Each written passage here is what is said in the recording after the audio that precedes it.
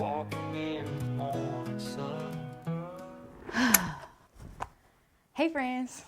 Okay, second video seems to be a little easier for me now. First and foremost, I wanted to say thank you.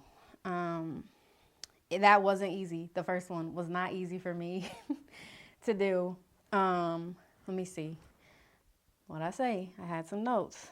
The supportive messages went such a very long way for me. Like I said, will they care? And even if just one person cared, it would have been enough. But several of you cared and several of you sent supportive messages, and I want to just, none of them went unnoticed. Malcolm, shout out to you. I'm sorry I thought you were somebody else. But yes, thank you. This is just something totally outside of my comfort zone, and which honestly, that just means that God has the bigger space to do what he wants to do. He has a lot more room because this is not me, this is me, but because this is not something that I'm accustomed to or even knowledgeable in truly. He has the bigger space to come up and show out. So, and that's what I did. I actually, before this last video, I told him that he now has all access to my social media. Like, it belongs to him. Everything that I post, everything that I do and interact with, my social media on all platforms belongs to God. So, to have him do whatever he wants to do. Here's the thing. I don't know, but God does. Wasn't even what I didn't even know I was going to title it anything. But from the time that I recorded to then posting, it happened that quickly. It was like less than 12 hours from recording to posting. And in that time span, he gave me that title. So I want to encourage somebody, like, even if you don't know what you're going to call something or how it's going to go or what it should even look like, if you dedicate it to him and you are obedient in it, he'll show you. So we live in a world that's like, so fast paced, so in your face all the time. Buy this, do this, know this, and it's exhausting. Just because we live in an age now where people are saying people's attention spans are so short, and you better talk to them in the first 3 seconds, and you better tell them what you want them to do in the first 5 seconds. I'm not. And honestly, I want y'all to come tune in to me when y'all just want to chill. Like, let's just talk, let's just kick it. If you want to you don't even have to watch it. If you just want to put it on, take a shower, put it on, cook, meal prep, vacuum, drive, I don't know. But I hope to be a space where it's an escape from the in your face type thing. Because, baby, I need an exhale. So I would love for you to exhale with me. But I do want to preface, like, what the foundation, what all of this is going to be. I'll start by, like, a story. I had met someone for the first time. Had never met this person in the flesh ever.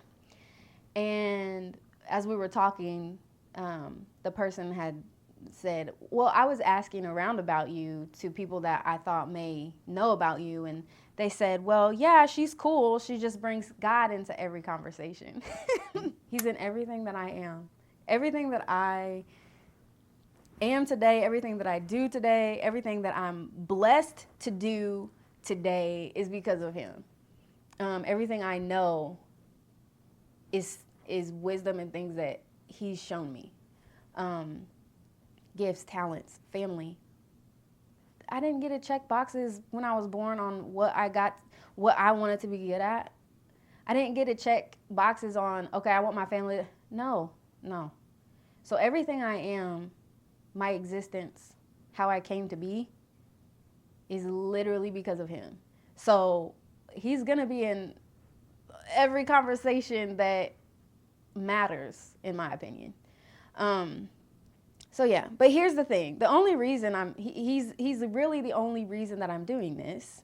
And two, I think it's important for me to use the gifts he's given me to speak about him that brings clarity, simplicity, and understanding to who he is.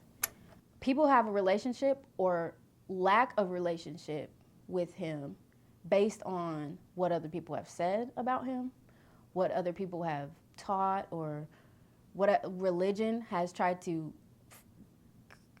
make him be. I just know that he created us to have a relationship with all of us. And the command that he gave us was to love. And the book that he gave us was to show us his heart, show us his character, and to help us get through this life. I remember growing up Catholic and not really grasping the significance of sin, Christ, his death, or really much of anything besides that God is real and Jesus is someone that I should hold in high regard. But I didn't know why. And so I remember being 28 years old and going those 28 years not truly understanding what grace was. I grew up thinking that sin was something I had to pay for and settle with. I tried my best to live the straight and narrow, and anytime I had a human moment where I missed the mark, which is actually what sin means in Latin. I think it's Latin. Sin means to miss the mark. In archery, when you miss the mark, it's a sin. And I would wallow in shame, denial, guilt, or even worse, I try to justify it just so I would feel worthy of being loved.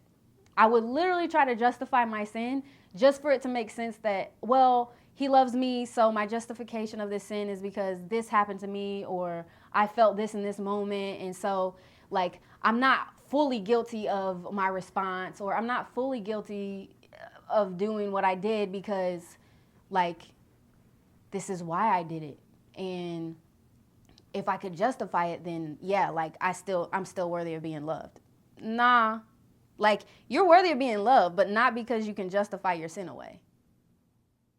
But through his word, God gave me insight. And as I study and spending time with him, he keeps showing me who he is. He keeps showing me who I am to him, why I exist. And we all exist for the same reason. We just in the same purpose. But how we get to that purpose depends on the gifts that he's given us and how we use those. We use what he's given us for that purpose. We use what he's given us to love others, to bring him glory, to show other people who he is. However that looks for what you do in your life, however that looks for what you are good at, what talent you have. Art and creation always magnify the creator of the art or the creation. And so as his creation, as his art, however he's designed you, however he's wired you, it all points back to him. This is going to be a channel or whatever this is, a series, a channel, I don't know. Whatever this is, I don't know, but God does.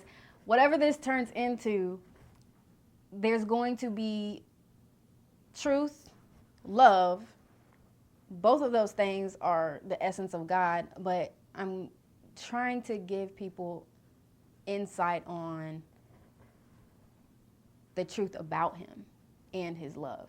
And if anything that I say sparks a question, or if, like, curiosity, if I know the answer, I'll answer it in the next video. And if I don't, we can learn together, which is even better, because I'm always learning. I'm always growing. Just because I'm always learning and always growing, and there's so much to know about God, there's nothing that anyone can say or do to convince me that he doesn't exist, because he's already shown me so much of himself, even who I am and even in my life. There's no argument for evolution. There's no, like, other philosophy that can convince me that he's not there. He's already shown me so much. And I hope I'm making sense. I don't know. I just wrote things down. I wanted to say them, and this is where we're at.